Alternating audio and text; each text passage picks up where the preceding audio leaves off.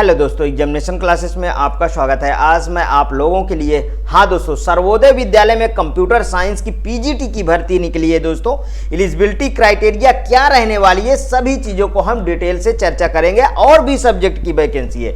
यहाँ पे देखिए, समाज कल्याण विभाग द्वारा संचालित जयप्रकाश नारायण सर्वोदय विद्यालय में और 2025 और 26 में दोस्तों अतिथि मतलब अंशकालिक शिक्षकों की इम्पेनल्ड के संबंध में दिशा निर्देश जारी किया गया है। समाज कल्याण विभाग द्वारा संचालित जयप्रकाश नारायण सर्वोदय विद्यालयों में ठीक है अतिथि के रूप में रखे जाने का प्रस्तावित पदवार शैक्षिक आहारताएं निम्नवत हैं। इनको आप ध्यान से देखिएगा। यहां पे देखिए, प्रवक्ता की ये भर्ती ठीक है। अनिवार्य आहारता प्रवक्ता में क्या रहने वाली है उसको देखिए। भारत में विधि द्वारा स्थापित किसी विश्वविद्यालय से कम 50% के साथ आपका ग्रेजुएशन होना चाहिए।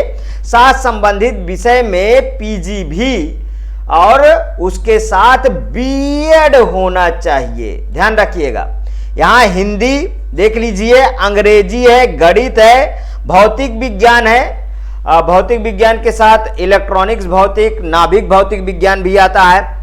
और रसायन विज्ञान ठीक है। जीव विज्ञान में वनस्पति विज्ञान और जंतु विज्ञान दोनों आते हैं। भूगोल ही रहेगा। राजनीति शास्त्र और नागरिक शास्त्र दोनों ठीक है दोस्तों। नागरिक शास्त्र राजनीति शास्त्र दोनों इसमें आएंगे, या तो ये हो। इतिहास का इतिहास रहेगा। अब हम आते हैं दोस्तों, अपने फोकस करते हैं जो कंप्यूटर साइंस की है।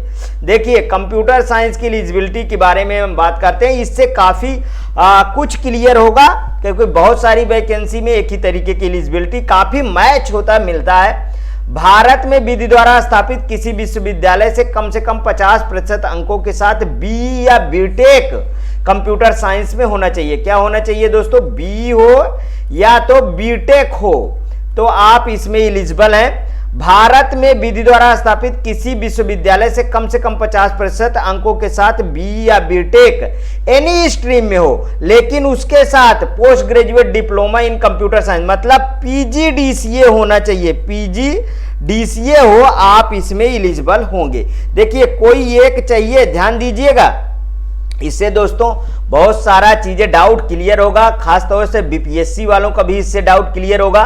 यहां पे देखिए, भारत में विधि द्वारा स्थापित किसी विश्वविद्यालय से कम 50% अंकों के साथ एमसीए होना चाहिए। क्या होना चाहिए दोस्तों? एमसीए कंप्यूटर साइंस आईटी से होना चाहिए, ठीक है, या एमसीए खाली लिखा हो।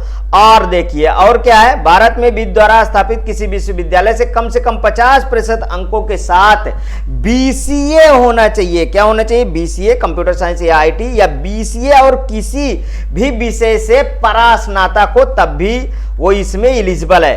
भारत में विधि द्वारा स्थापित किसी विश्वविद्यालय से कम 50% अंकों के साथ post graduate diploma in computer science IT के साथ किसी विषय से परास्नातक को एलिजिबल है। आगे देखिए, डोएक द्वारा प्रदत्त बी लेवल या किसी भी विषय से कम 50% अंकों के साथ परास्नातक हो, आप एलिजिबल है। डोएक द्वारा प्रदत्त सी लेवल प्रमाण पत्र और स्नातक की उपाधि होना चाहिए।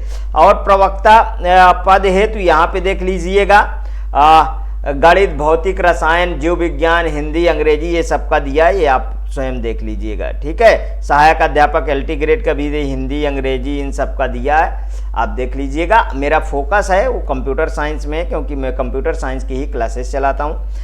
यदि आप दोस्तों इसमें एलिजिबल हैं, जरूर फॉर्म भरें, ठीक है। आप एक सीट फिक्स करें। यदि आपको ये वीडियो अच्छा लगा तो प्लीज़ और प्लीज़ मेरे एग्जामिनेशन चैनल को आप सब्सक्राइब कर लीजिए, मेरा वीडियो लाइक करिए, ज़्यादा से ज़्यादा दोस्तों में शेयर करिए। अपनी प्रतिक्रिया कमेंट बॉक्स में जरूर प्रस्तुत कीजिए। ओके दोस्तों, थैंक यू।